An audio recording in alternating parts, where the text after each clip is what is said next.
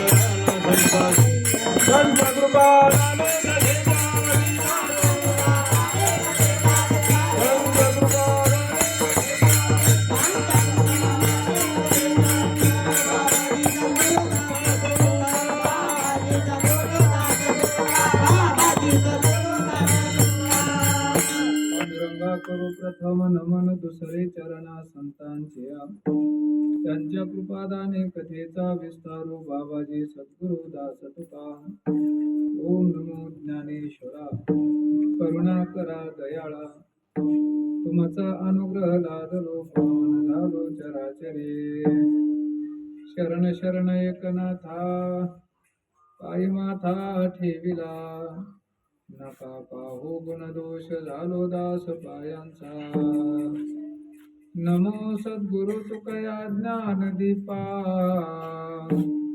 नमो सद्गुरु सच्चिदानंद रूपा नमो सद्गुरु भक्त कल्याण मूर्ते नमो सद्गुरु भास्करा पूर्ण कीर्ती मनोजवं मारुततुल्य वेगं जितेन्द्रियं बुद्धिमतां वरिष्ठं वातात्मजं वानरयूथमुख्यं श्रीरामदूतं शरणं प्रपद्ये लोकाभिरामं रणरङ्गधीरं राजीवनेत्रं रघुवंशनाथं कारुण्यरूपं करुणाकरन्तं श्रीरामचन्द्रं शरणं प्रपद्ये जयांचे केल्या स्मरण होय सकळ विद्यांचे अधिकरण तेचे वंदो श्रीचरण श्रीगुरूंचे ते नमस्कार आता संपाद्य ज्ञानं च विधाय भक्तिं विलोकितो येन समाधिराज वैराग्यवन्तं सुविचारयुक्तं नमामि जोगं शिरसा गुरुन्तं जाने जाने जैसे ध्यावे जाने जाने जैसे ध्यावे तैसे व्हावे कृपाळे सगुण निर्गुणाचा ठाव विटे पाव धरियले प्रस्तुत प्राप्त प्रसंगी कीर्तन रूपी सेवेकरिता घेतलेला अभंग विश्व संत संत हृदय सम्राट वैराग्य राजवशिक जगद्गुरु तुकोबरा यांचा 4 चरणाचा अभंग असून या अभंगामधून जगद्गुरु तुकोबारा भगवान परमात्म्याचा स्वभाव आणि भगवान परमात्म्याचं स्वरूप सांगतात.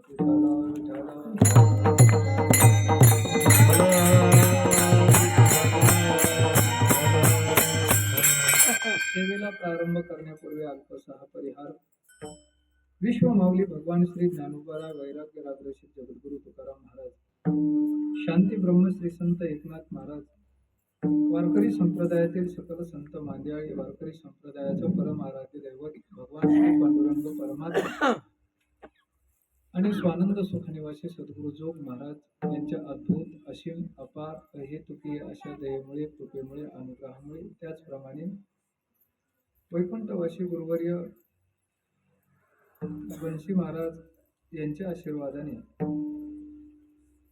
आमचे परमस्नेही श्री हरिभक्ती पारायण ज्ञानेश्वरीवर यांचं नितांत प्रेम आहे असे आमचे चौधरी महाराज यांच्या मार्गदर्शनाखाली यांच्या उपस्थितीमध्ये यांच्या नियोजनामध्ये गेली अनेक वर्षापासून सुरू असलेला हा अखंड हरिनाम सप्ताह महोत्सव, सप्ताहाचं औचित्य हे 2 पर्वकाळ आपण याच्यामध्ये साधलेले आहेत.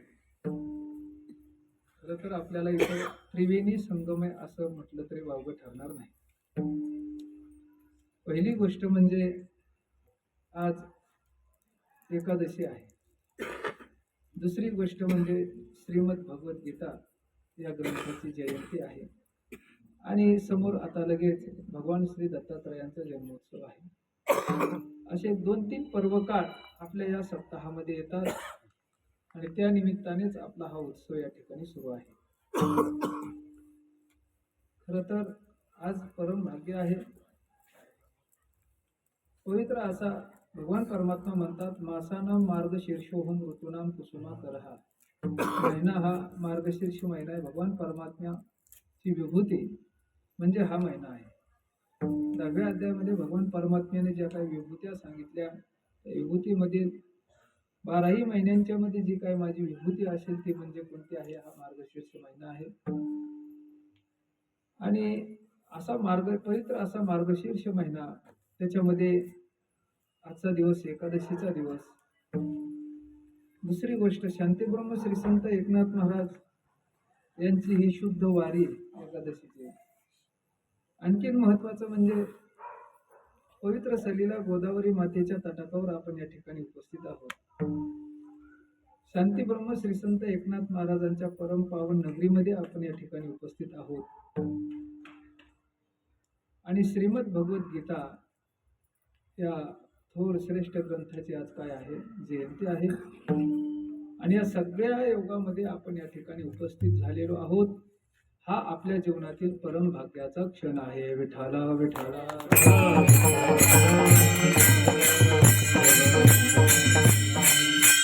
खरं तर आज श्रीमद भगवद्गीता या ग्रंथाची जयंती असल्यामुळे नैमित्तिक कीर्तन ज्याला आपण म्हणतो ते असायला पाहिजे होतं, पण दुपारीच आपण श्रीमद भगवद्गीता या ग्रंथाची जयंती साजरी केलेली आहे. दुपारी हरिकीर्तन जयंती उत्सवानिमित्ताने झालेलं आहे. म्हणून श्रीमद भगवद्गीतेचा जयंतीचा उत्सव साजरा झाला नंतरची ही कीर्तन सेवा असल्यामुळे मी थोडं चिंतनाचा अभंग बदलला. उत्सव आपण साजरा केलेला आहे, तरी सुद्धा एक आद्य कर्तव्य म्हणून श्रीमद भगवद्गीता या ग्रंथाच्या संबंधाने एक 4-2 वाक्य बोलतो आणि अभंगाकडे बोलतो. त्या अगोदर कीर्तनासाठी उपस्थित असलेले सर्व या ठिकाणी ज्येष्ठ श्रेष्ठ मंडळी, त्याचप्रमाणे आमचे परमस्नेही शरद महाराज फासाटे यांच्या संस्थेतील ही सगळी बालगोपाल मंडळी आहे, विद्यार्थी मंडळी आहे. सुंदर टाळ वाजवतात, सुंदर पावले खातात. पप्पाच तर काय वयस काय वाटतच नाही. एवढ्या कमी वयामध्ये एवढा पप्पाच वाजवण्यामधलं प्रौढत्व फारच सुंदर. खास तयारी करून घेतली शरद महाराज. सुंदर पप्पाज या ठिकाणी संस्थेतील विद्यार्थी वाजवत आहेत. टाळकरी मंडळी आहे, सगळं श्रोतृ वर्ग आहे. सगळ्यांच्या उपस्थितीमध्ये मर्यादित वेळेमध्ये आणि मर्यादित बुद्धीनं चिंतन सांगण्याचा प्रयत्न करतो. विठाला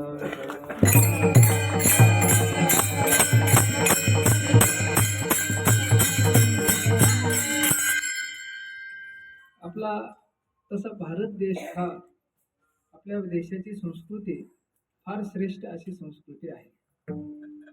इतर परप्रांतीयांना सुद्धा आपल्या देशातील संस्कृतीचा हेवा वाटावा अशी आपली संस्कृती आहे. आपल्या या देशामध्ये माणसाची पुण्यतिथी साजरी करतील, श्राद्ध घालतील, याच्यामध्ये नवल नाही. आपल्या या भूमीमध्ये संतांची समाधी सोहळा पवित्रते कुळा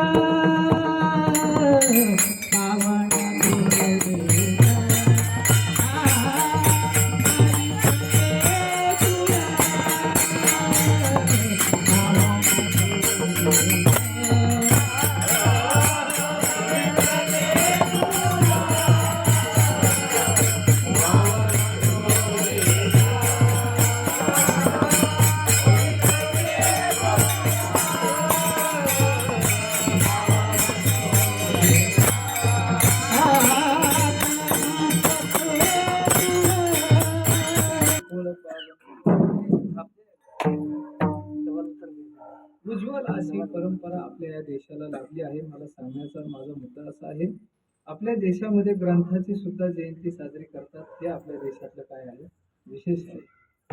समाधी सोहळा साजरा करतात, भगवान परमात्म्याची जयंती साजरी करतात.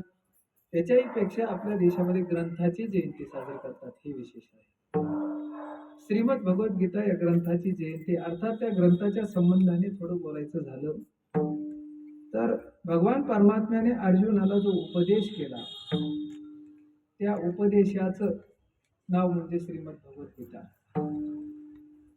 ज्या वेळेला भगवान अर्जुन आपल्या कर्तव्यापासून परांमुख होतात, बाजूला जात आहेत असं भगवान परमात्म्याला वाटलं, त्यावेळेला अर्जुनाच्या संबंधाने भगवान परमात्म्यानं जी त्यांच्या ठिकाणी कर्तव्य जागृती केली, त्याच्यासाठी जे गीत गायलं त्याचं नाव काय, गीता आहे.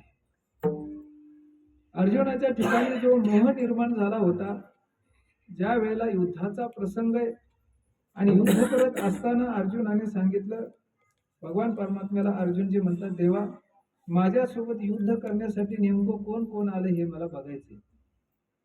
आणि अर्जुनानं भगवान परमात्म्याला काय सांगितलं, आता सारथ्यपण भगवान परमात्मा अर्जुनाचं काय करत होता, सारथ्यपण करत होते. अर्जुनानं सांगितलेले भगवान परमात्म्याने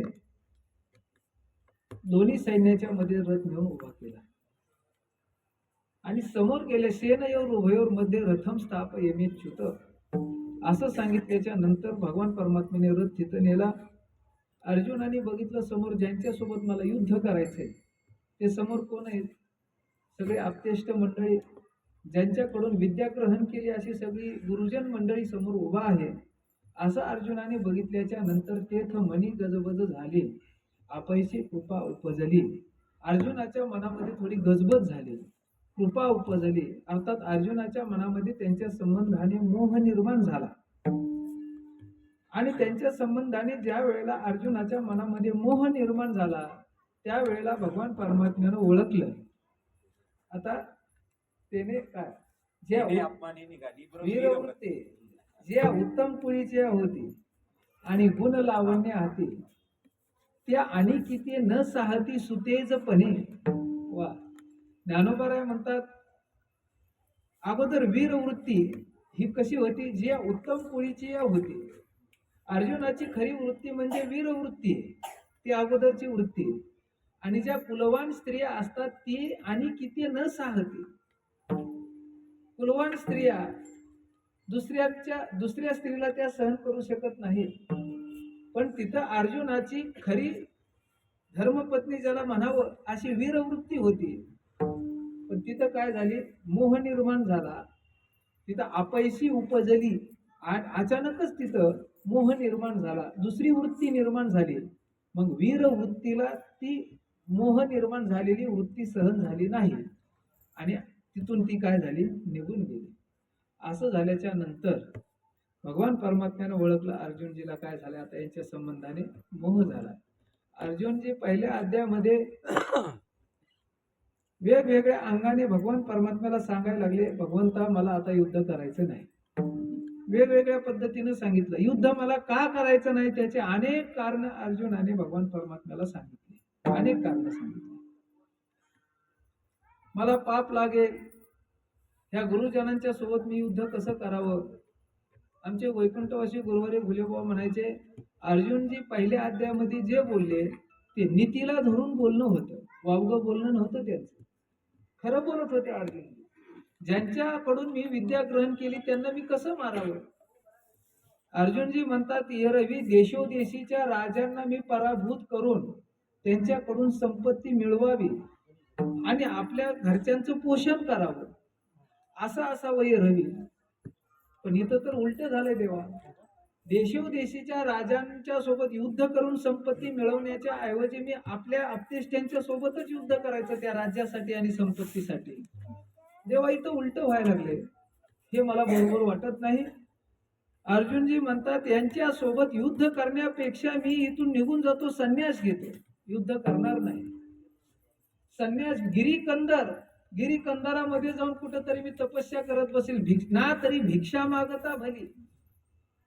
भिक्षा मागितलेली बरी देवा त्याच्यापेक्षा. ह्यांच्या आपल्या आपतेष्टांच्या सोबत गुरुजनांच्या सोबत युद्ध करण्यापेक्षा भिक्षा मागितलेली बरी ना देवा. मी युद्ध करणार नाही. वेगवेगळे कारण सांगितले, अनेक कारण सांगितले. अर्जुनजी म्हणतात देवा मी जर यांना मारलं तर यांच्या पूर्वजांना पिंडदान करण्यासाठी सुद्धा पाठीमागं कुणी शिल्लक राहणार नाही. आणि जर यांना पिंडदान करण्यासाठी कुणी शिल्लक राहिलं नाही तर त्यांच्या पितरांचं काय होईल? पतन होईल. पतंती पितरो हेशाम लुप्त पिंडो दक क्रिया, अशी अवस्था प्राप्त होईल. आणि मग सगळे पापाचरण करतील. ज्या कुलस्त्री आहेत त्या सुद्धा पापाचरण करतील. असे वेगवेगळे कारण अर्जुनजीनं सांगितले. त्यावेळेला पहिल्या आमचे गुरुजी सांगायचे, पहिल्या अध्यायामध्ये भगवान परमात्मा काही बोललेच नाही. अर्जुनजीचं फक्त ऐकून घेतलं. आणि ज्या वेळेला अर्जुनजीच्या लक्षात आलं मी इतका वेळ झालं बडबड करतोय, भगवान परमात्म्याला सांगतोय युद्ध करणार नाही करणार नाही करणार नाही सांगतोय, तरी सुद्धा भगवान परमात्मा बोलत नाहीत, याचा अर्थ काहीतरी आपलं चुकतंय. लक्षात आलं. शहाणे माणसं, आमचे बाबा म्हणते शहाणे माणसं गप्प जर बसलेले असायचे समजून जायचं आपली बडबड आता इथं काय व्यर्थ केलेली. अर्जुनजीच्या लक्षात आलं. मग त्यावेळेला अर्जुनजी म्हणतात देवा तुम्ही का बोलत नाही. दुसऱ्या अध्यायामध्ये अर्जुनजीनं भगवान परमात्म्याला बोलतं केलं. भगवंत बोलायला लागले. दुसऱ्या अध्यायामध्ये सुद्धा जागोजागी सुरुवातीला अर्जुनजीनं सांगितलं ज्यांच्या जेतीच्या कृपा लाभीचे वरू तेथीचे म्हणे व्यभिचारू, तरी काय मी भस्मासुर अर्जुन म्हणे. अर्जुनजी म्हणतात जिथून मी कृपा संपादन केली आणि त्यांनाच पुन्हा मारायला मी उठायचं, मी काय भस्मासुर आहे का? मी कसं माझ्या गुरुजनांना मारावं? असं अर्जुनजीनं. बरं हे चुकीचं होतं का अर्जुनाचं बोलणं? अगदी आमचे बाबा म्हणायचे अगदी बरोबर बोलणं होतं. फक्त बाबा म्हणायचे ती वेळ चुकली आणि जागा चुकली. हे सगळं अर्जुनजीला कधी सुचायला पाहिजे होतं? युद्ध करायला येण्याच्या अगोदर. एकीकडे युद्ध सुरू झालंय, शस्त्रांचा खणखणाट सुरू आहे, हत्तींचे चित्कार ऐकायला येतात, सगळं सैन्य आता एकमेकावर तुटून पडतंय. आणि अशा गोंधळामध्ये युद्ध सुरू झाल्याच्या नंतर अर्जुनजी म्हणतात मला आता युद्ध करायचं नाही. वेळ चुकली, जागा चुकली. नाहीतर अर्जुनाचं बोलणं अगदी नीतीला धरून होत. पहिल्या अध्यायामध्ये दुसऱ्या अध्यायामध्ये जे अर्जुनजीच्या मुखातले शब्द आहेत, वाक्य आहेत, ओव्या आहेत ज्ञानोबरायांच्या, त्याचं अनुकरण केलं तर खरोखर माणसाचं जीवन सुधारणार नाही का? पापाचरण करण्याला मनुष्य घाबरणार नाही का? पापाचरण माणसं करणार नाही असं अर्जुनजीचं बोलणं होतं. पण भगवान परमात्म्यानं सांगितलं ही जागा चुकली, वेळ चुकली. आणि मग भगवान परमात्म्याने अर्जुनजीला उपदेश करायला सुरुवात केली. कितव्या श्लोकापासून भगवान परमात्मा बोलतात? अशोच्यान 11वा श्लोक. श्री भगवान वाच्या ह्याच्या 11व्या श्लोकापासून भगवंत बोलायला लागतात. अशोच्यानन व शोचस्तोम प्रज्ञावादांश्च भाससे गतासून गतासूंश्च नानु शोचंती पंडिताः. अर्जुना शहाणे माणसं जास्त विचार करत नसतात. आता इथं तुला मोह निर्माण झालाय, मोह धरण्याचं काहीही कारण नाही असं भगवान परमात्म्याने तिथून सांगायला सुरुवात केली. सुरुवातच अशी केली की भगवान परमात्म्याने अर्जुनाचं गंतव्य स्थानच सांगायला सुरुवात केली. जिथं आपल्याला जायचंय, जो आपला टप्पा आपल्याला साध्य करायचा आहे ते सांगायला सुरुवात केली. भगवान परमात्म्याने उपदेश करायला सुरुवात केली. अर्थात भगवान परमात्म्याने अर्जुनजीचा मोह नष्ट करण्यासाठी जे गीत गायलं त्याला गीता म्हणतात. आपण कोणतेही गीत गातो, जाग करण्यासाठी जे गीत गायलं त्याला गीता म्हणतात. एरवी आपल्याकडे अशी पद्धत आहे, झोपी घालण्यासाठी गीत गातात. लहान मुलांना अंगाई गीत गातात, लहान मुलांना झोपण्यासाठी गीत गातात. इथं झोपण्यासाठी गीत गायलंच नाही, इथं जाग करण्यासाठी गीत गायलं. जी अज्ञानाची झोप लागली अनेक जन्मापासून सुस्वरूपाच्या ठिकाणी जागृती होण्याच्या ऐवजी आपण अज्ञानाची निदा, विश्व स्वप्नाचा हा धांदा भोगीत होता प्रबुद्धा अनादि. जो अनादि कालापासून आपण या अज्ञानरूपी निद्रेमध्ये जो झोपी गेलेलो आहोत, त्या निद्रेतून जाग करण्यासाठी जे गीत गायलं त्याचं नाव गीता आहे. एरवी असे गीत गायले जात नाहीत. बाळाला झोपी घालत असताना त्याच्या कर्तव्याची जागृती करून देण्याचं गीत सहजासहजी कोणती माता आताच्या काळामध्ये गीत तसं गात नाही. तसे गीत नसतात आताच्या काळामध्ये. फक्त एक आई मदालसा आई अशी होऊन गेली, तिनं झोपी घालत असताना बाळाला गीत गायलं, पण त्याच्यामधून त्याला उपदेश केला.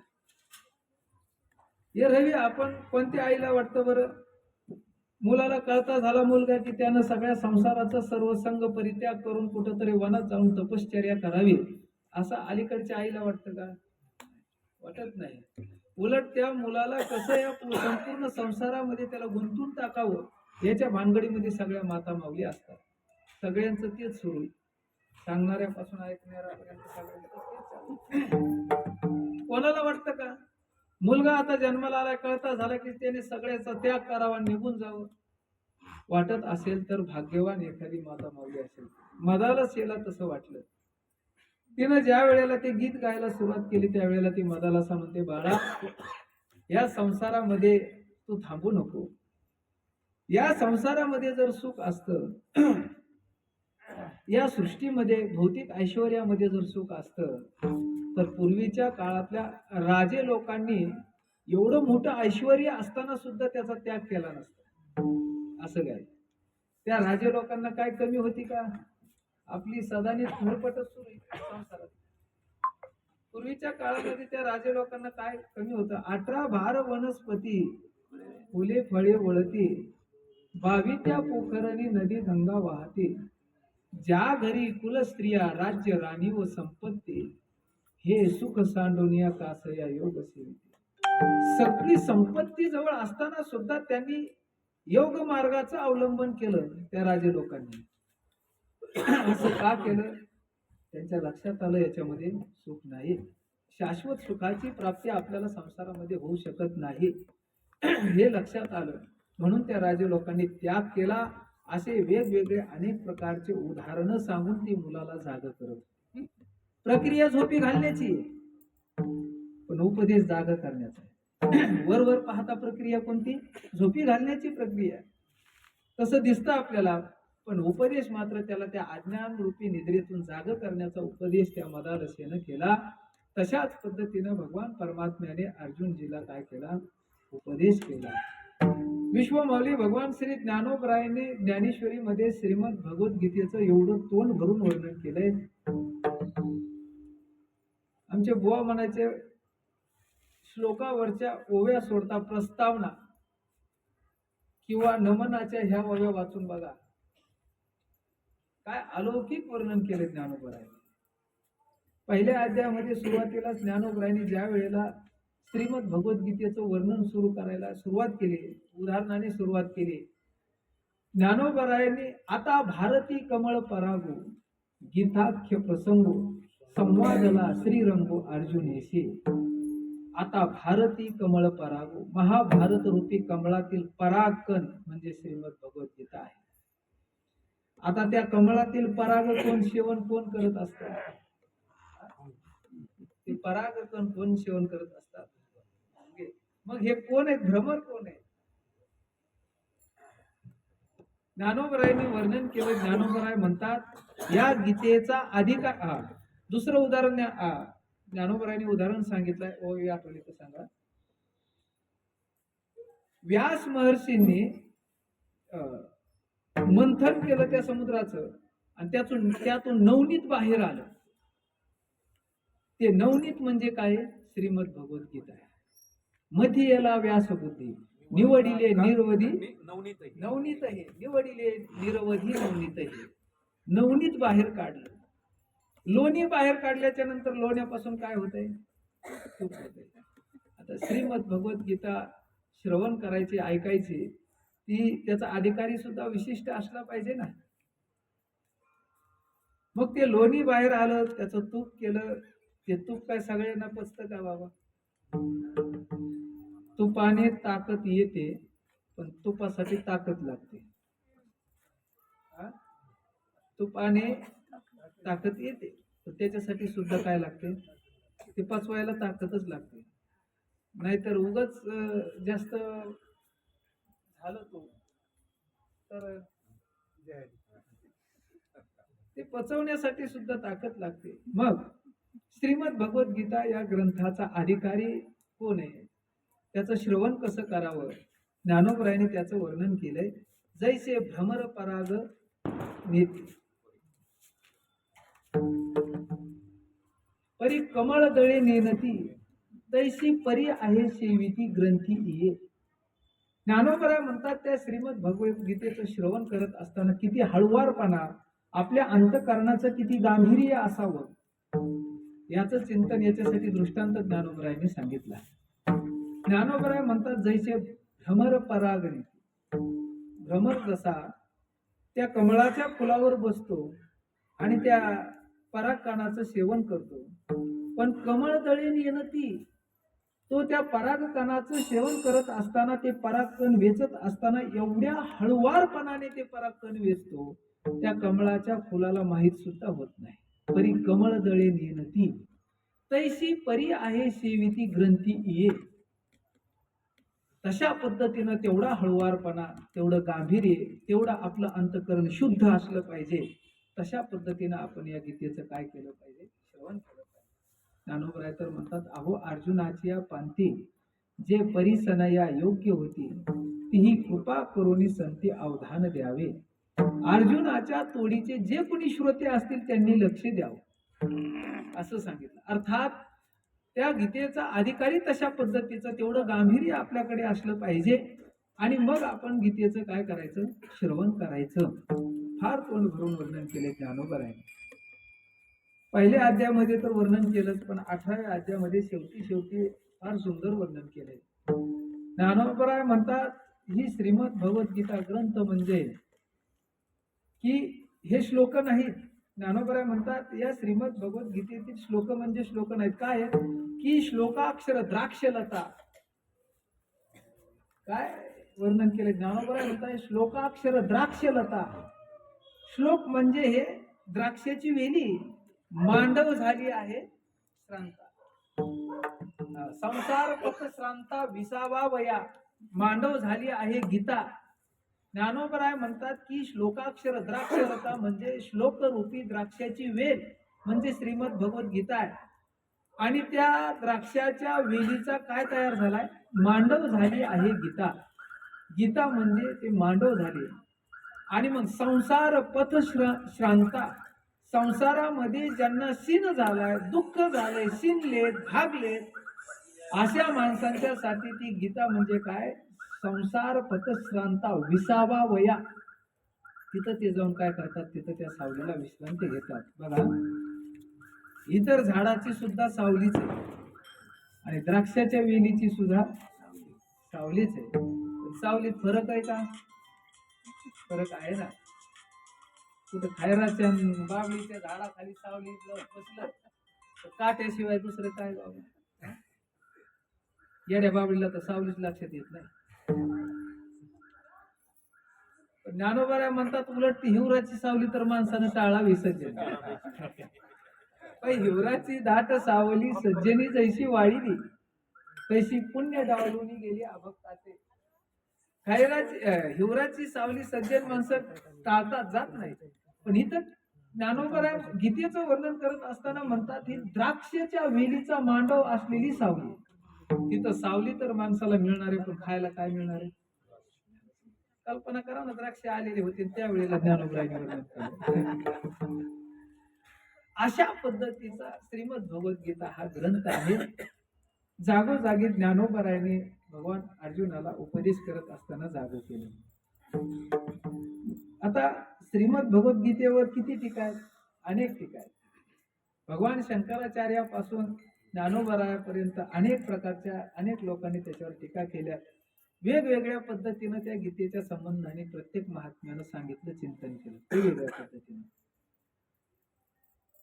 शंकराचार्याच्या दृष्टीने विचार केला तर श्रीमद भगवद्गीतेमध्ये ज्ञान, कर्म आणि उपासना या तीनही गोष्टीचा विचार आलेला आहे.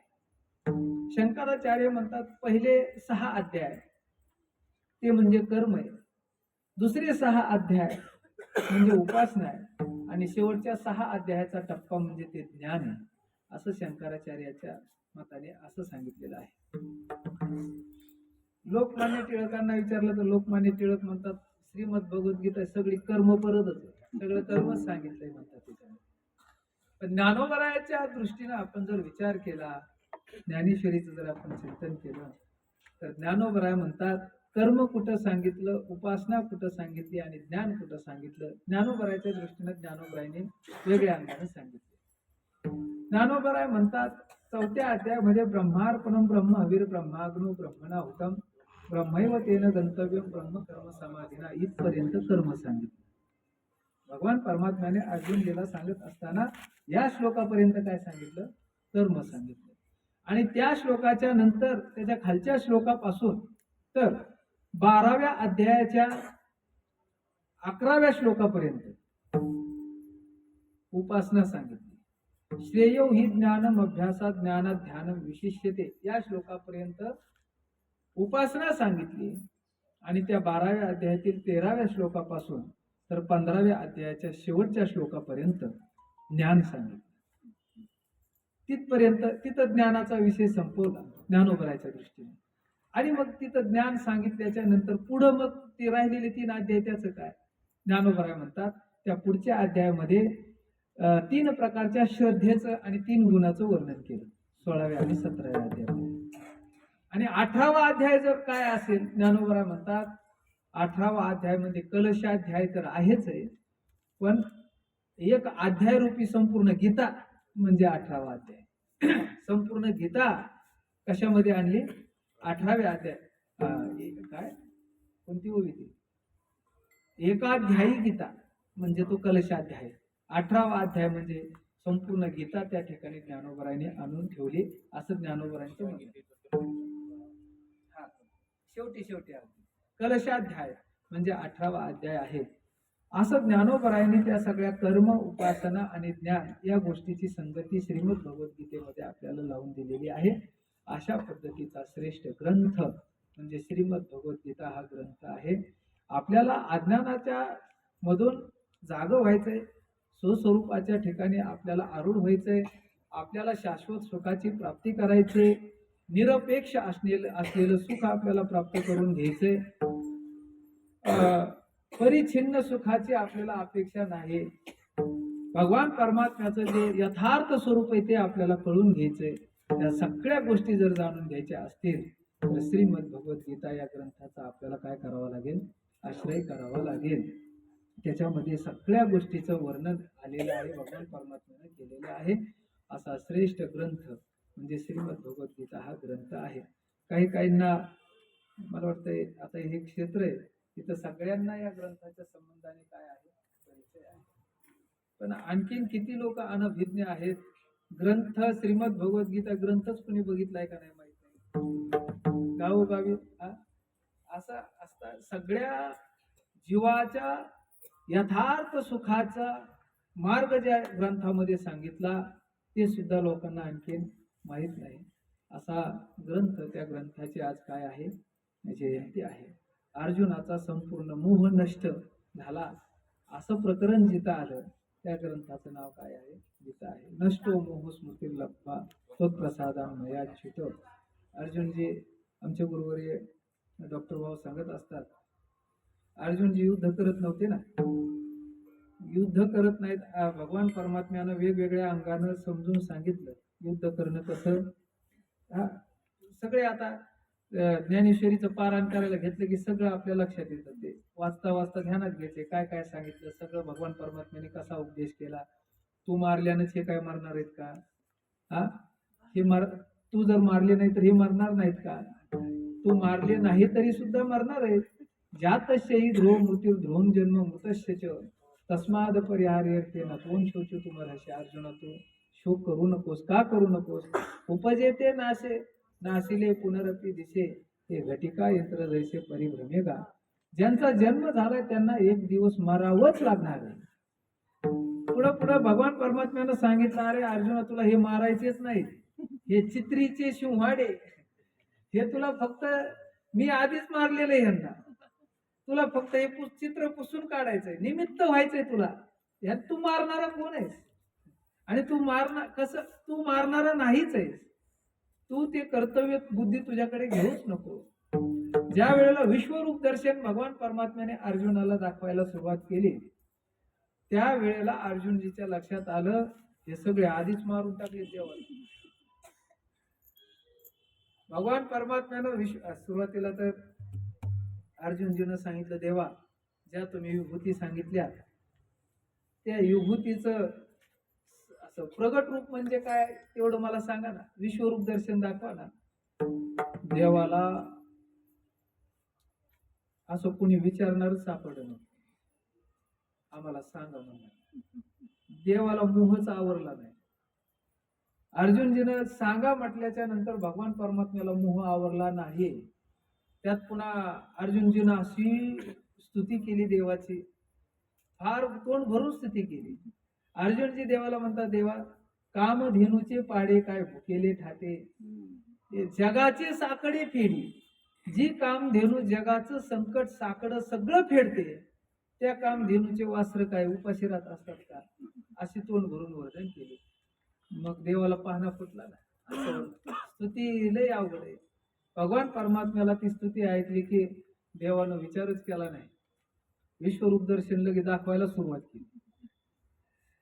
अर्जुनजीकडे ते पाहण्याचं सामर्थ्य आहे, दिव्य दृष्टी आहे की नाही याचा विचार केला नाही, सरळ सरळ दाखवायलाच लागले. आणि मग दाखवता दाखवता भगवान परमात्म्याला आठवण झाली, म्हणली बघतोय का नाही बघाव तरी. देवानं बघितलं तर अर्जुनजी असेच बसले, आरतीचे लेणे लिहिले असे शब्द ज्ञानोबरांचे. मला विश्वरूप दर्शन बघायचंय अशी इच्छा मनामध्ये धारण करून तसेच अर्जुनजी बसले आणि इकडं तर विश्वरूप दर्शन दाखवायला सुरुवात केली.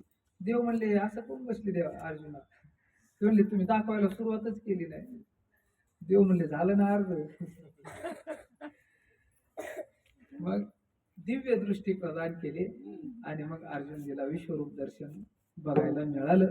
त्याच्यामध्ये पुढे वर्णन ज्ञानोबरायांनी केलंय, फार सुंदर होय ज्ञानोबरायांच्या. ज्ञानोबराय म्हणतात, सगळे दुर्योधन, त्या बाजूचे सगळं पितामह भीष्म वगैरे वगैरे सगळं सैन्य कोणाच्या दाडामध्ये जात होतं बरं? नुसतं कौरवाचं सैन्य जात होतं का पांडवाचं सुद्धा? सगळं. भीष्मासारख्यांचे सुद्धा भगवान परमात्म्याच्या मुखामध्ये जात आहेत. आणि हा कटकटा असे यांचे शब्द आहेत ज्ञानोबरायांचे. असे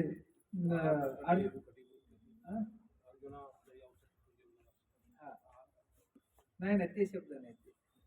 अर्जुन जे म्हणतात दाडात अडकले का नाही एवढं तरी बघ ना देवा, कुठं अडकले का काय हे सुद्धा लक्षात नाही. असं मग भगवान परमात्म्यानं दाखवून दिलं, यांना मारणारा तू नाही, त्यांना अगोदरच काय केलेलं मी मारलेलं आहे, तुला फक्त निमित्त व्हायचंय. असं वेगवेगळ्या अंगाने उपदेश केला. अर्जुनजीचा मोह नष्ट झाला, आज्ञा निवृत्त झालं. त्यावेळेला आमचे गुरुवरे डॉक्टर बाबा म्हणत असतात, देवानं अर्जुनाला विचारलं, अर्जुना आता मारतोस, युद्ध करणार का नाही? अर्जुनजी म्हणले, देवा आता जर म्हणाला ना तुला मारायचं तर तुझ्याकडे बी धनुष्य बांधवतो, मला माहिती आहे मारणारा कर्तृत्व बुद्धी माझ्याकडे नाही, तुला मारायचं म्हटलं तरी मी आता मारायला घाबरणार नाही. असं त्या अर्जुनजीचा मोह नष्ट झाला. असे जे उपदेश ज्याच्यामध्ये केलाय तो श्रीमद भगवद्गीता ग्रंथ असा आहे. त्या ग्रंथाची जयंती आहे, त्या निमित्ताने या ठिकाणी कीर्तन करण्याचा योग माझ्या जीवनामध्ये प्राप्त झालेला आहे. त्याच्यासाठी आजच्या सेवेसाठी घेतलेला अभंग हा जगद्गुरु तुकोबारायांचा अभंग आहे. या अभंगामधून तुकोबाराय भगवान परमात्म्याचा स्वभाव सांगतात आणि स्वरूप सांगतात. मला वाटतं श्रीमद भगवद्गीतेचं वर्णन करता करता जवळजवळ वेळ आपली काय झाली, 6:30 ते 8:30ची वेळ आहे. पण 6:15लाच सुरू करायचं ठरवलं होतं, म्हणजे 8:15. एक अर्धा तास आपल्याकडे वेळ शिल्लक आहे. तेवढ्या वेळेमध्ये अभंगावर बोलण्याचा प्रयत्न करतो.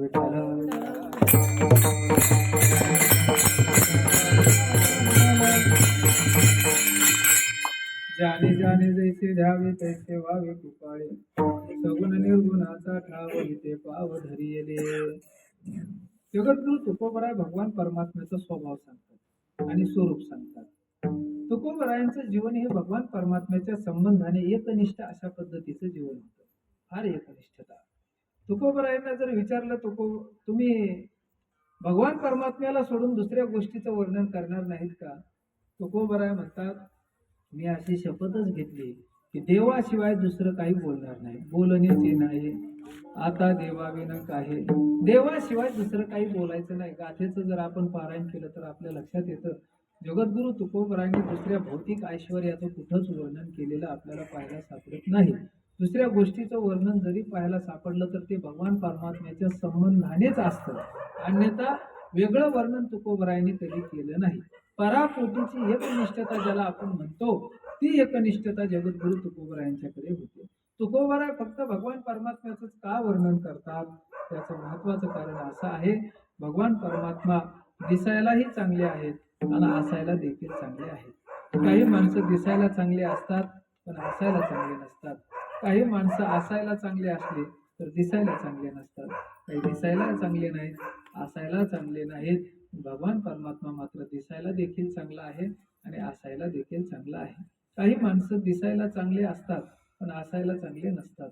आपण व्यवहारामध्ये सहज बोलताना म्हणतो हा वरून दिसायला गोरा पण आतमध्ये कसा आहे, काळा. आपण असं सहज म्हणतो ते वरूनच ह्याचा वरचाच रंग बारा आहे, आतमध्ये लय बेकार आहे, याचे विचार फार वाईट आहेत, आपण असं म्हणत असतो. माणसं दिसायला चांगले असले तरी असायला चांगले असतील असं सांगता येत नाही. उदाहरण सांगायचं झालं तर दुर्योधन हा दिसायला चांगला नव्हता असं आपल्याला म्हणता येत नाही. दुर्योधन असायला चांगला होता का? दुर्योधन असायला चांगला नव्हता. का? कारण त्याच्या मनामध्ये सतत कपट असायचं, दुष्टबुद्धी त्याच्या ठिकाणी असायची. दुर्योधनाची वरवरची क्रिया सगळी चांगली वाटायची पण आतमध्ये दुष्टबुद्धी असायची. दुर्योधनाने एक वेळेला दुर्वास ऋषीची सेवा केली. दुर्वास ऋषीची सेवा करणं, ऋषीची सेवा करणं चांगले आहे का वाईट आहे? चांगले नाही. दुर्योधनानं ऋषीची सेवा केली, फार चांगली गोष्ट आहे.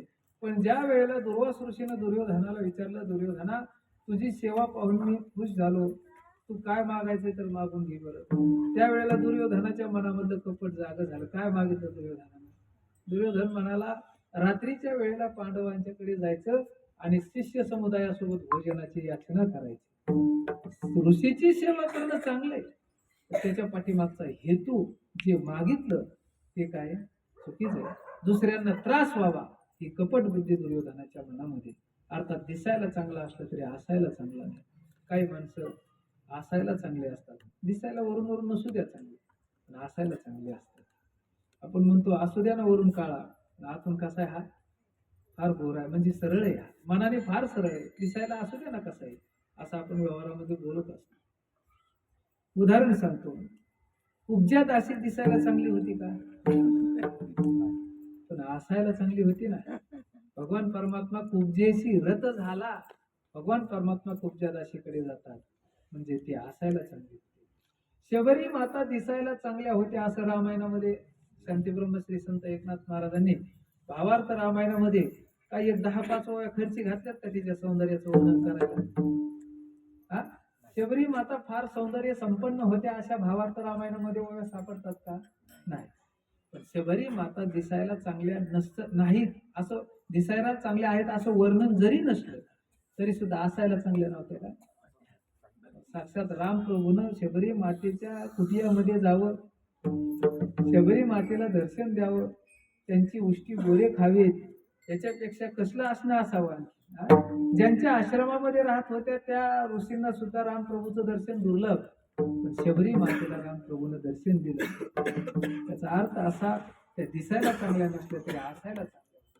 काही माणसं दिसायलाही चांगली नाही आणि असायलाही चांगली नाही. आपण व्यवहारामध्ये म्हणत असतो हा वरून जसा काळा आहे ना तसा आतून नाही, त्याच्यापेक्षा असं आपण म्हणत असतो.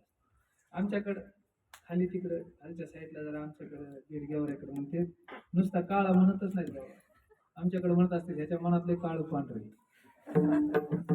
नुसतं काळा असलेलं बरं, काळ आणि पांढरं ओळखायलाच येत नाही नेमका ह्याचा रंग कसा आहे. नुसता वाईट विचाराचा माणूस लक्षात येतो ना, माणसं सरळ म्हणतात नाही हा वाईट विचाराचा आहे बरं का, त्याच्यापासून सावध राहा, त्याची ओळख तरी पटते हा वाईट आहे. पण ज्याच्या मनात काळं पांढरे त्याची ओळखच पटत नाही, कधी चांगला आणि कधी वाईट होतो सांगता येईल, असे माणसं असतात. मंथरा दासी ही फार सौंदर्य संपन्न होती असं वर्णन आहे का? नाही. ती दिसायला चांगली नव्हती आणि असायला चांगली होती का? तिच्यामुळं तिच्या माध्यमातून तर विकल्पानं प्रवेश करून रामप्रभूला वनवासापर्यंत जावं लागलं. राज्याभिषेक उद्या व्हायचा आहे, पण वनवासाला जावं लागलं. वनामध्ये जावं लागलं रामप्रभूला. म्हणजे त्या मंतरादासी दिसायला चांगली नव्हती, असायला सुद्धा चांगली नव्हती. भगवान परमात्मा दिसायला देखील चांगले आहे आणि असायला देखील चांगले आहे. भगवान परमात्म्याच्या सौंदर्याचं काय वर्णन करावं? भगवान परमात्म्याच्या सौंदर्याचं वर्णन करायला जर आपण सुरू केलं तर नुसत्या सौंदर्यामध्येच आपलं कीर्तन आज शिवाय काय होणार आहे? संपून जाणार. राजाचं सकमाळ मनाचा पुतळा रवीचे काळा लोकसिया.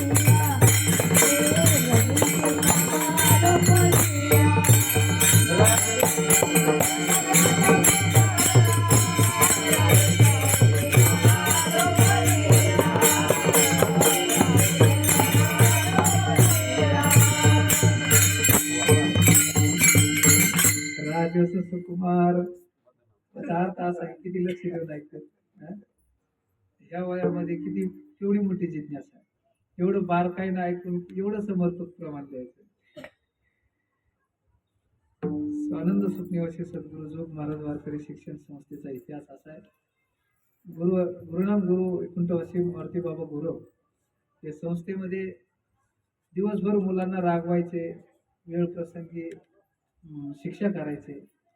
पण सकाळी पहाटे उठल्याच्या नंतर अगोदर संस्थेमध्ये जाऊन संस्थेच्या उंबऱ्यावर पाणी घालायचे आणि दर्शन करायचे. त्यांना विचारल्याच्या नंतर त्यांनी सांगितलं, कोण जाणो या सगळ्या विद्यार्थ्यांच्या मध्ये एखादा फार मोठा महात्मा होणारा असणार आहे उद्याचा भविष्यातला. आपल्याला काय माहिती आहे, नकळत आपल्याकडून शिक्षा केली जाते त्यांना, पण उद्याचा हा एखादा याच्यामध्ये महात्मा असणार आहे. म्हणून ते सकाळी रोज त्या उंबरठ्याचं काय करायचे, दर्शन घ्यायचे. हे सगळी तीच मंडळी महाराज. उद्या हे भविष्यात फार मोठमोठी मंडळी होणार आहे. कुणी गाथा पाठ करणारे, कुणी ज्ञानेश्वरी पाठ करणारे, अशी फार मोठी मंडळी होणार आहे. केवढी ह्या वयात केवढी मोठी जिज्ञासा आहे. राजस सुकुमार मदनाचा पुतळा रवी शशी कळा लोकप्रिय. भगवान परमात्म्याचं सौंदर्य असं आहे, रवी शशी काळा, चंद्र सूर्याचा प्रकाश सुद्धा लोप पावतो म्हणण्यापेक्षा असं म्हणतो, चंद्राला जी शीतलता किंवा प्रकाशता प्राप्त झाली, सूर्याला जी प्रकाशता प्राप्त झाली, कोणामुळे झाली? सूर्य हा प्रकाशित होतो त्या प्रकाशामुळे, भगवान परमात्म्याच्या. म्हणजे भगवान परमात्म्याचं सौंदर्य असं आहे. चांगल्या मोठमोठ्यांना त्याच्या सौंदर्याचं काय झालं, वेड लागलं. गोकुळातील गवळणींना भगवान परमात्म्याच्या सौंदर्याचं वेड लागलं. एक दिवशीचा सकाळचा प्रसंग आहे. सगळ्या गवळणी गोकुळामधून आपल्या गावामधून तिकडं मथुरेला निघाल्या. जात असताना त्या वर्णन असं केलंय, गवळणींनी डोक्यावर आपल्या 4 गाडगी घेतलेली, दुडी वरी दुडी गवळणी साथे निघाल्या. दही दूध तूप लोणी त्या गाडग्यामध्ये भरलं आणि त्या निघाल्या.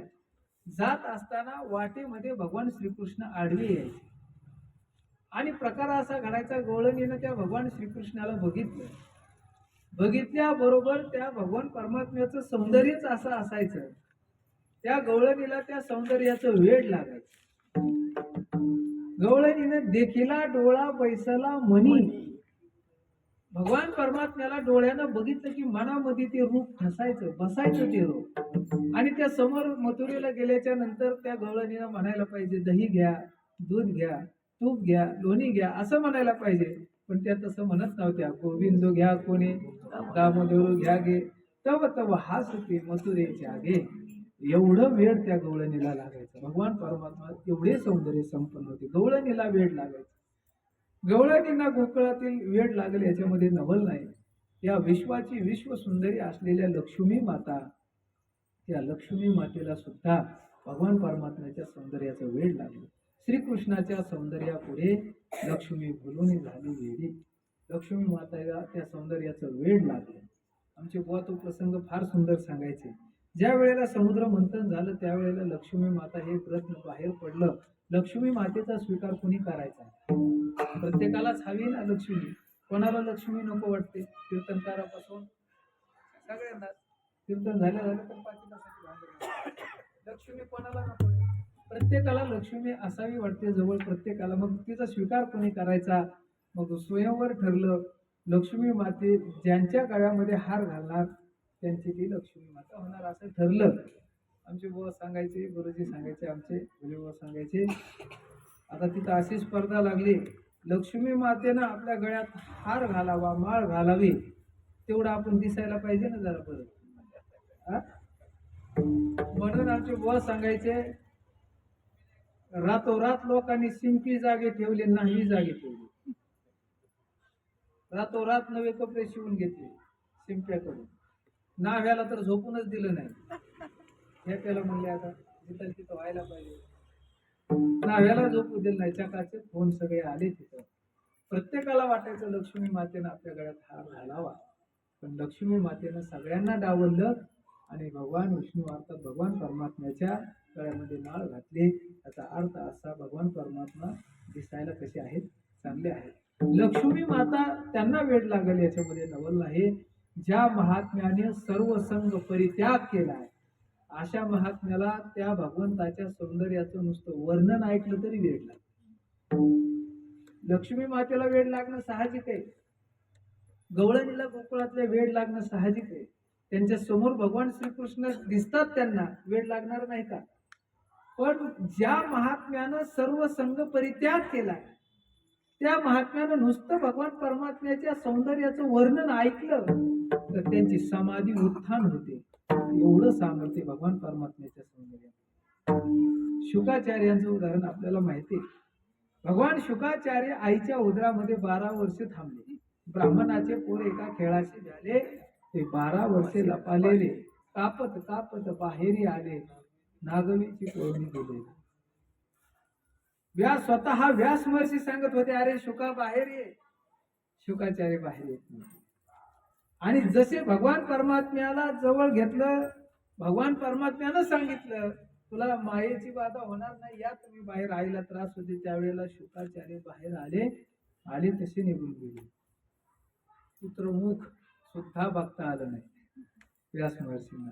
कसा दिसतोय मुलगा हे सुद्धा व्यवस्थित बघता आलं नाही. आज जन्माला आले तसेच निघून गेले.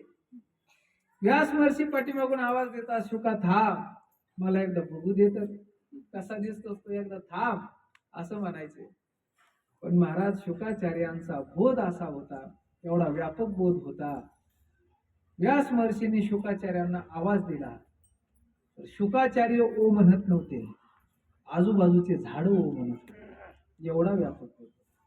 पुत्रेति तन्मयतया तरवो भिनी दुस्तम सर्व भूत हृदय मुनिमान तोस्मी.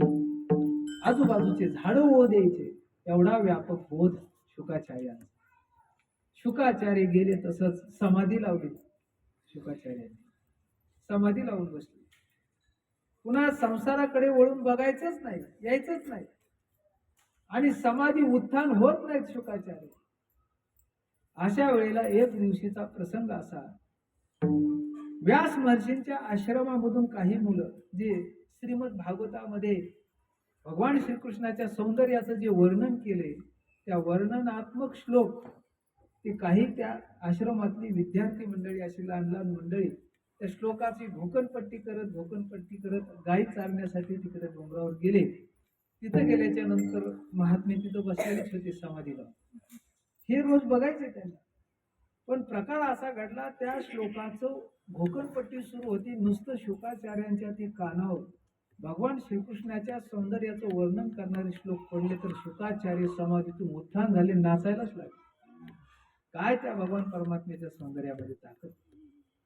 मग शुकाचार्य आले आणि परीक्षित राजांना काय केलं ते श्रीमद भागवत कथा सांगितली. माझा सांगण्याचा मुद्दा असा आहे, भगवान परमात्मा दिसायला चांगले. जे निर्गुण उपासक आहेत, सगुण स्वरूपाला जे मानतच नाहीत, असे जे महात्मे, त्यांना सुद्धा वेड लावलं भगवान परमात्म्याने. सगुण भक्तीचं वेड लावलं. एवढं सौंदर्य संपन्नता भगवान परमात्म्याकडे आहे. म्हणून भगवान परमात्मा दिसायला चांगले आहेत, तशाच पद्धतीनं असायला देखील चांगले आहेत. भगवान परमात्म्याचं असणं कसं चांगले, असायला चांगले कसे, याचा अर्थ असा होतो, देव असं म्हणतात, स्वतः देव म्हणतात, श्रीमद भगवद्गीतेमध्येच वर्णन केलेलं आहे. भगवान श्रीकृष्ण म्हणतात, मला कुणी जवळचं नाही आणि माझ्यासाठी कुणी परक नाही. आपण म्हणताना प्रमाणे नेहमी म्हणतो, भक्ता राखे पायापाशी, दुर्जनाशी संहारी, हे आहे. पण अवस्थेच्या दृष्टीने जर विचार केला तर भक्ताला जी अवस्था प्राप्त होते, जी स्थिती प्राप्त होते, जो मोक्ष प्राप्त होतो, तोच मोक्ष वैर्याला सुद्धा भगवान परमात्म्यानं काय केलेला आहे, प्राप्त करून दिलेला आहे. देव स्वतः म्हणतात, समोहम सर्व भूतेषु नमे द्वेषोस्तीन प्रिय. मला कुणी द्वेष्य नाही आणि कुणी प्रिय नाही. मला कुणी जवळचं नाही, मला कुणी परक नाही, असं स्वतः भगवान परमात्मा म्हणतात. त्याचं म्हणण्याचा अर्थ असा, भक्त जरी माझ्या जवळ आहेत, माझे आहेत असं जरी वाटत असलं तरी सुद्धा भक्तांना भक्ती करून जी अवस्था प्राप्त होते, जो कैवल्य मोक्ष प्राप्त होतो, तोच मोक्ष वैर्याला सुद्धा भगवान परमात्मा प्राप्त करून देतात. उदाहरण सांगायचं झालं तर पूतना राक्षसी भगवान परमात्म्याला मारण्यासाठी आले, पण ज्ञानोबराय 11व्या अध्यायामध्ये वर्णन करतात. ज्ञानोबराय म्हणतात, तोवा सनकादिकाचेनी माने सायुज्य सौरसु दिधला पुतने जी विषाचे निस्तन पाने मारो आले. तुला मारण्यासाठी आलेली पुतना राक्षसी, पण तो सनकादिकाचेनी माने. सनकादिकांना जो मोक्ष प्राप्त झाला, जी अवस्था प्राप्त झाली, तीच अवस्था, काही वेगळी अवस्था प्राप्त झाली का तिला? नाही म्हणले. सनकादिक सतत तुमच्या चिंतनामध्ये रममान व्हायचे. सनकादिक जे होते ते सतत तुमचं चिंतन करायचे, म्हणून त्यांना जरा वेगळं असं नाही. आणि पुतना राक्षसीनीला नंतर जरा वेगळी अवस्था आहे, असं आहे का? नाही. सनकादिकाचे माने, जो त्यांना जी अवस्था, त्याच्यामध्ये उच्च आणि कनिष्ठ भाव नाहीच आहे, त्या अवस्थेमध्ये तशा प्रकारच्या भावाचं चिंतन आपल्याला करताच येत नाही. ती अवस्था प्राप्त करून दिली पुतना राक्षसीनीला. अर्थात भगवान परमात्म्याला सगळे सारखे आहेत, अर्थात तो असायला चांगला आहे. म्हणून जगद्गुरु तुकोबराय वर्णन करताना भगवान परमात्म्याचं वर्णन करतात. देव दिसायला चांगला आहे, असायला चांगला आहे म्हणून वर्णन करतात. मग त्या भगवान परमात्म्याचा नेमका स्वभाव कसा आहे, तो स्वभाव सांगत असताना तुकोबरायांनी भगवान परमात्म्याचा स्वभाव अभंगाच्या पहिल्या चरणात सांगितला. जाने जावे कैसे गावे, जाने जावे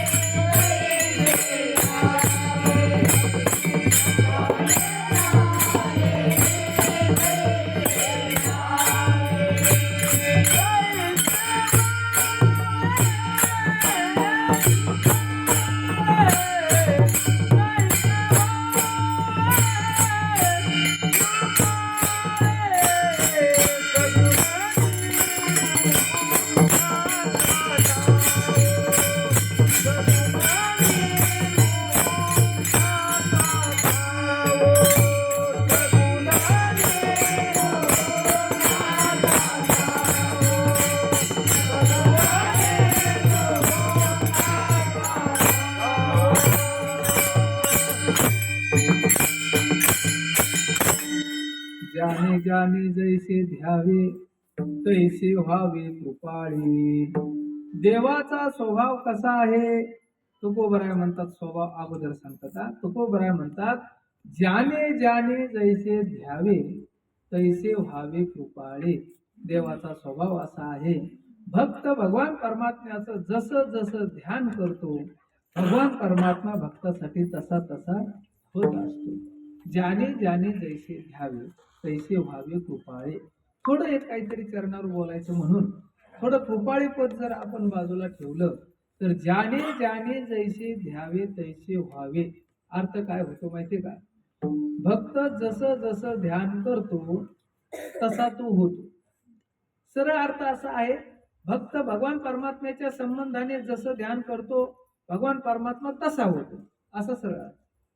पण दुसरा अर्थ असा आहे, भक्त जसं ध्यान करतो तो भक्तच तसा होतो, देव तसा होत नाही, भक्त तसा होतो.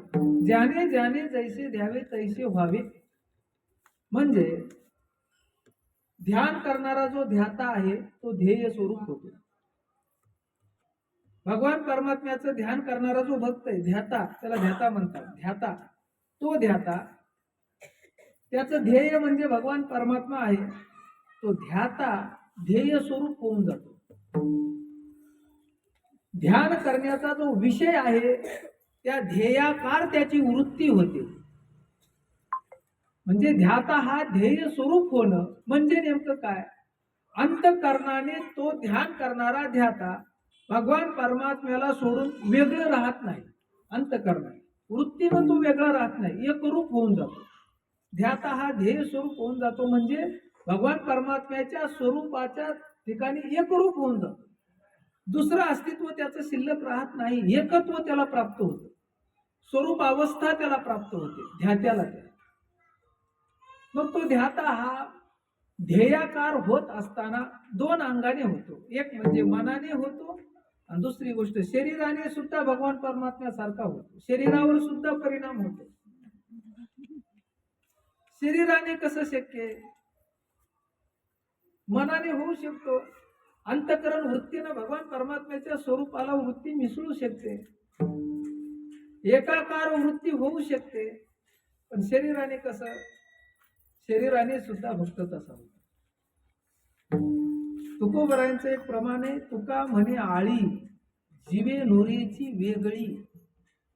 त्या आळीचं उदाहरण दिलंय, भिंगुरटीचं एक उदाहरण दिलंय. इथं जीवे नुरेची वेगळी, याचा अर्थ असा होतो की अंतःकरणाने मनाने जीवाने ती स्वरूपाने वेगळी राहत नाही, स्वरूपानं एक होऊन जाते. अंतःकरणानं मनानं एक होऊन जाते त्या भिंगुरटीच्या संबंधात.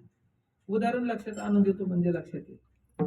शांती ब्रह्मश्री संत एकनाथ महाराजांनी, नाथ बाबाचा दरबार आहे, नाथ बाबांनी भागवतामध्ये हे उदाहरण फार विस्ताराने रंगवले सांगितले. नाथ बाबांनी या उदाहरणामध्ये त्या ज्याचं उदाहरण सांगितलंय त्या कीटकाला एक वेगळा शब्द वापरला. तुमच्या लक्षामध्ये आणून देतो ते उदाहरण. पूर्वीच्या काळामध्ये माळदाचे घर असायचे, लाकडाचे माळद असायचे, माळवट. त्या खांडाला म्हणा, त्या लाकडाला म्हणा, एक बारीक मातीचं घर असायचं. त्याला काय कोण बनवतं ते मातीचं घर बारीक? कुंभारी. आमच्याकडे तर कुंभारीनच म्हणतो. इकडं काय माहिती? नाही नाही नाही, गांधीन जे असते तिचं पोळं असतं पांढरं. आमच्याकडे समजा, आता तुमचं काय माहिती, तिचं पोळं असतं ते असे, ते फार चावा घेते गाण. पण हे जे मातीचं घर करणारी जी आहे ना, तिला आमच्याकडे तरी कुंभारीनच म्हणतात. ते मातीचं घर बनते ना, करते ना, म्हणून तिला तसा शब्द. पण नाथ महाराजांनी जो शब्द वापरलाय तो भिंगुरटी असा शब्द वापरला. भिंगुरटी शब्द वापरला भागवतामध्ये. नाथ महाराज म्हणतात ती भिंगुरटी काय करते? आळीला उचलते, आपल्या ह्याच्यात तोंडात धरते आणि त्या मातीच्या घरामध्ये आणून ठेवते. नुसतं आणून ठेवत नाही, ती भिंगुरटी येता जाता सतत सतत त्या आळीला दंश करते, चावा घेते. फिरून यायचं. आता ती नावच तिचं भिंगुरटी. आमच्याकडे भिंगुरटी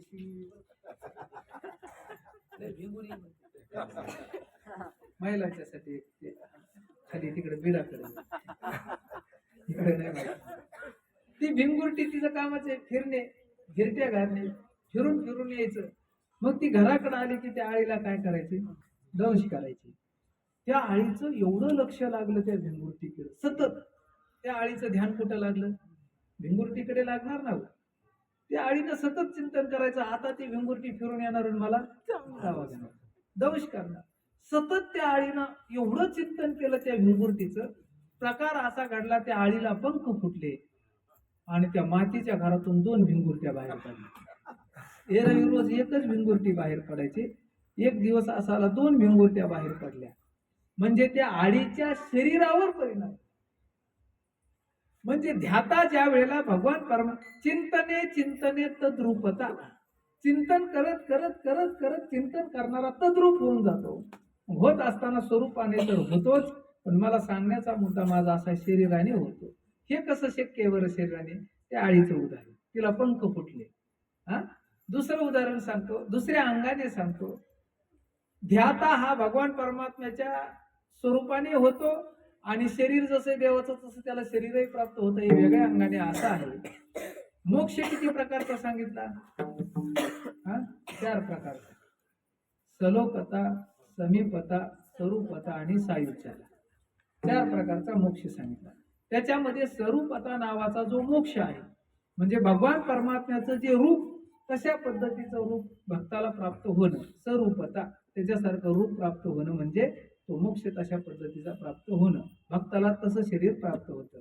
असं होतं याचं उदाहरण सांगायचं झालं तर आपण नेहमी सकाळी रोज काकडा म्हणतो, त्याच्यामध्ये तो प्रसंग रेखाटलाय नामदेवरायने. नामदेवराय म्हणतात, रोज रुक्मिणी आईसाहेब भगवान परमात्म्याला ओवाळण्यासाठी जायच्या. जात असताना एक दिवशी प्रकार असा घडला, काकडा आरतीसाठी सगळी भक्त मंडळी आलेली असायची महाद्वारामध्ये, सगळी वारकरी मंडळी त्या ठिकाणी आलेली असायची. आणि मग काकडा आरती तेवढ्या गर्दीमध्ये रुक्मिणी आईसाहेब यायच्या आणि भगवान परमात्म्याची काकडा आरती काय करायच्या, ओवाळायच्या. सगळ्या भक्त समुदायासोबत वारकऱ्यांच्या सोबत आरती ओवाळायच्या. एक दिवशी प्रकार असा घडला, रुक्मिणी आईसाहेब काकडा आरती ओवाळण्यासाठी आल्या तर त्यांना त्यांचे पती देव ओळखायलाच यायला. नेमके देव कोणतेच ओळखायला येणार. असं का घडलं, जेवढे काही भक्त होते ते सगळे देवासारखेच दिसायला लागले. देवाला जसे 4 हात आहेत तसे भक्ताला सुद्धा 4 हात दिसायला लागले. शंख चक्र गदा पद्म हे सगळं आयुध त्या भक्ताच्या हातामध्ये सुद्धा दिसायला लागलं. भानगड अशी झाली, रुक्मिणी आईसाहेब म्हणतात आता अवघडच झालं, नेमकं ओवाळायचं कोणाला. बरं, किती किती अवघड गोष्ट ही. मिस्टरच ओळखायला नाही आले तर त्यांच्यासाठी केवढी मोठी अवघड गोष्टी. बरं, ही फार अवघड झालं. रुक्मिणी आईसाहेबाला लाज वाटली. नामदेवरायांनी वर्णन केले, लाज लेगे माय आता कोणा ओवाळू, जिकडे पाहे तिकडे चतुर्भुज. रुक्मिणी आईसाहेब म्हणतात, आता मी नेमकं कोणाला ओवाळायचं, जिकडे पाहे तिकडे चतुर्भुज गोपाळ. आईसाहेब म्हणतात, ओवाळू मी गेले माये गेले द्वारके, जिकडे पाहे तिकडे चतुर्भुज सारिखे. सगळं चतुर्भुजच झालंय. ओवाळू मी गेले माये सखिया माझा रे, जिकडे पाहे तिकडे चतुर्भुज धरणारे. ओवाळू मी गेले माये सारंग धरा, जिकडे पाहे तिकडे चतुर्भुज परिवारा. सगळे चतुर्भुजच दिसायला लागले मला. नामदेवराय रुक्मिणी आईसाहेबाच्या जवळ गेले. नामदेवराय म्हणतात, आईसाहेब ओळखायला येणार का काय ते. आईसाहेब म्हणल्या, हो ना, मेळच लागा ना ह्यांच्यात, नेमके कोणते देव आहेत म्हणून. नामदेवराय म्हणले, कोण सांगू काय. वै जयंती माळ गळा श्रीवत्सलांच्या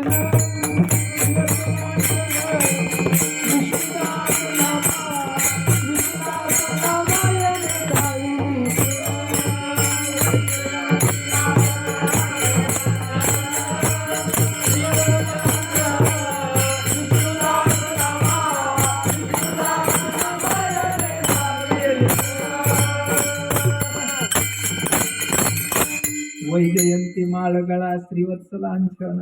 नामदेवराय म्हणले, खून सांगतो आईसाहेब, बघा लक्ष द्या जरा, बारकाईने बघा.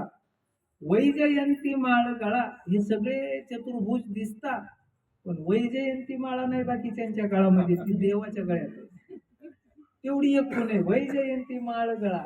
दुसरी खूण सांगतो म्हणाले नामदेवराय. नामदेवराय म्हणतात, दुसरी खूण आहे आईसाहेब ऐका, श्रीवत्सलांछन. हे सगळे जे दिसतेत ना, यांच्या छातीवर पायाचा ठसा नाही. भृगु ऋषीनं जी लाथ मारली, त्या लाथेचा त्या पायाचा ठसा फक्त भगवान परमात्म्याच्या छातीवर. हे झालेच चतुर्भुज बाकीचे, पण ही खूण नाही कोणाला. वैजयंती माळा कोणाच्या गळ्यात नाही. वैजयंती माळ गळा श्रीवत्सलांछन. त्या 2 खुणा नामदेवरायांनी सांगितल्या. विष्णुदास नामा येणे खूण. आई साहेबांना ओळख पटली, नेमक्या गेल्या तिथं मग देवाला ओळखलं त्यांनी. माझा मुद्दा असा आहे, ज्याने ज्याने जैसे ध्यावे तैसे व्हावे. सगळे भक्त ध्याता तशा पद्धतीचा होतो. आणि असा अर्थ सांगितल्याच्या नंतर दुसरा अर्थ असा आहे, ज्याने ज्याने जैसे ध्यावे तैसे व्हावे कृपाळे. भगवान परमात्मा तसा होतो. भक्त जशा पद्धतीनं देवाचं ध्यान करतात तशा पद्धतीनं देव त्यांच्यासारखा होतो. कोणत्याही इच्छेनं भक्तानं ध्यान करावं, अशाही पद्धतीची इच्छा करावी, देव तसा होतो. कोणी जर ध्यान केलं, भगवान परमात्म्यानं आमचं भाऊच व्हावं, देव भाऊ. देवानं आमची आई व्हावं, आई होतो भगवान परमात्मा. देव काय झाले नाही, बहीण व्हावं वाटलं तर बहीण. अहो, वाटण्याच्या अगोदर होतो, वाटल्यावर तर सोडून द्या. चोकोबाची बहीण झाला शारंधर. काय चोकोबरायांना वाटलं होतं का देवानं बहीण होऊन बाळंतपण करावं आपल्या पत्नीचं? वाटलं नव्हतं. पण देव तसं होतो, वाटण्याच्या अगोदर होतो. भक्ताला संकट पडावं आणि मग मी धावून जावं. देव म्हणतात तसं नाही. संकट पडायच्या भक्ताला संकट पडावं आणि भक्ताने माझा धावा करावा, धावा केल्याच्या नंतर मी जावं, असं नाही. देव म्हणतात त्यानं धावा करण्याच्या अगोदर मी जातो. ते ऋणवैपण देखुनी अंगी मी आपुल्याची उत्तीर्णत्वा लागी भक्ताची आत्म त्यागी परिचर्या करे. त्याच्या वरची होई बघा आठवणी. भक्तानं मला बोलवावं मग मी जावं. तो आभारूही जीवा सहावीची ना. तो आभार सुद्धा मला सहन होत नाही. त्यानं बोलवण्याच्या अगोदर मी जातो. अर्थात देव भक्त जशी इच्छा धारण करतात तसा भगवान परमात्मा काय करतो, होत असतो. ज्याने ज्याने जैसे ध्यावे तैसे व्हावे कृपाळे. मग तो भगवान परमात्मा असा त्याचा स्वभाव आहे. कसा की भक्त जशी इच्छा धारण करतात देव हा तसा होतो. कणवाळू कृपाळू भक्ता लागी मोही. गजेंद्राचा धावा तुवा केला विठाई. गजेंद्राने धावा केला की भगवान परमात्मा त्याच्यासाठी धावून गेले. होय भक्ती केला पूर्वी धरावी ते इच्छा. भक्त हा जसं करतील तसं तो भगवान परमात्मा होतो. होय भक्ती केला तसा. आणि जी मनामध्ये इच्छा धारण करतील पूर्वी धरावी ती इच्छा. म्हणजे ज्याने ज्याने जैसे द्यावे तैसे व्हावे कृपाळे, असा त्या भगवान परमात्म्याचा स्वभाव आहे. मग त्या भगवान परमात्म्याचा असा स्वभाव आहे तर मग त्याचं स्वरूप नेमकं कसं आहे? स्वरूप सांगत असताना महाराजांनी सांगितलं सगुण निर्गुणाचा ठाव. सगुण निर्गुणाचा ठाव.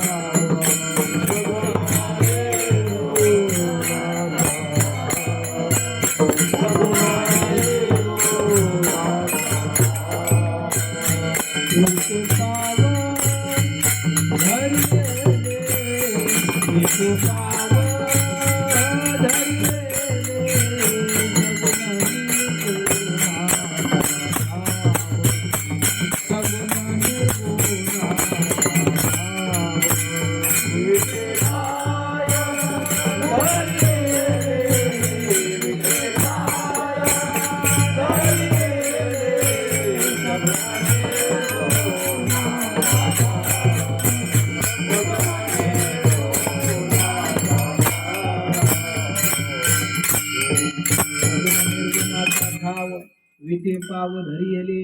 देवाचा स्वभाव सांगितला. स्वरूप कसं आहे? देवाचं स्वरूप असं आहे सगुण आणि निर्गुण. दोन प्रकारचं स्वरूप भगवान परमात्म्याचं आहे. द्वावे व ब्रह्मण रूपे मूर्तंच्या मूर्तमेवच. दोन प्रकारचं रूप भगवान परमात्म्याचं आहे. एक म्हणजे सगुण स्वरूप, दुसरं म्हणजे निर्गुण स्वरूप. काही सगुणाचे उपासक आहेत, काही निर्गुणाचे उपासक आहेत.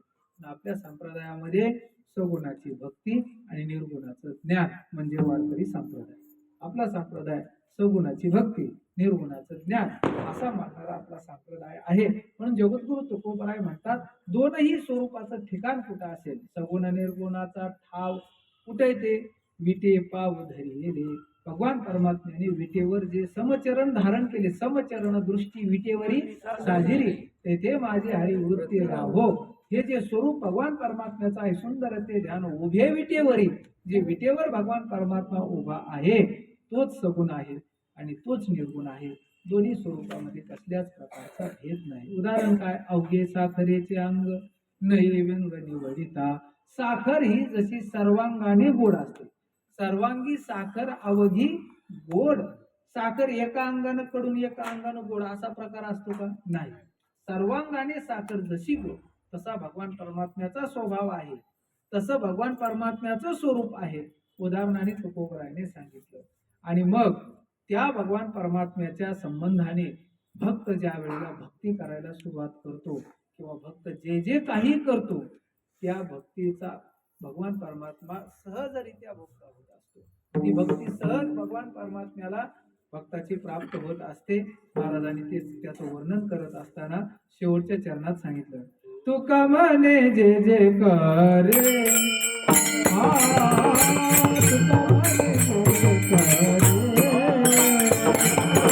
तुका म्हणे जे जे करे.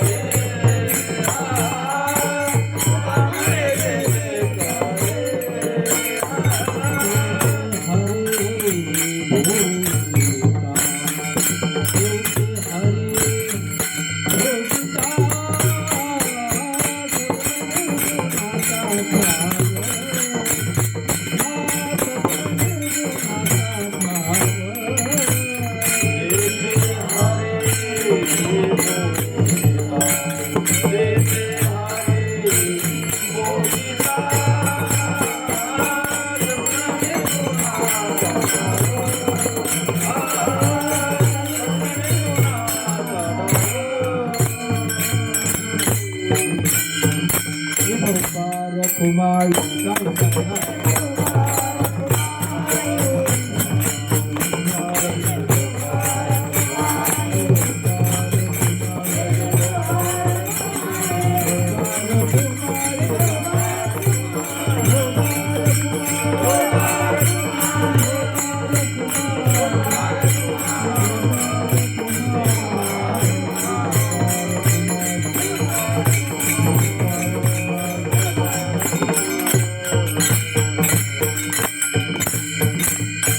तुका म्हणे जे जे करे ते ते हरी भोगिता.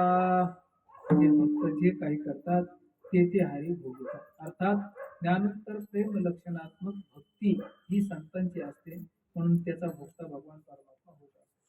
किंवा दुसरा अर्थ असा आहे, भक्तांचं जे काही वाटेला आलेलं संकट कर्म आहे तो भगवान परमात्मा भोगतो. अंबऋषीसाठी गर्भ सृष्टी ते सगळं कर्म अंबऋषी कोणी भोगलं? भगवान परमात्म्यानं ते सहन केलं, स्वतःवर घेतलं, ते कर्म भोगलं. आणि दुसरी गोष्ट म्हणजे जे काही भक्त कर्म करतात त्याचा भोगता भगवान परमात्मा होत असतो. तुका म्हणे जे जे करी ते ते हरी भोगिता. सगुण निर्गुणाचा ठाव विटे पाव धरियले ज्ञानेश्वर भाव.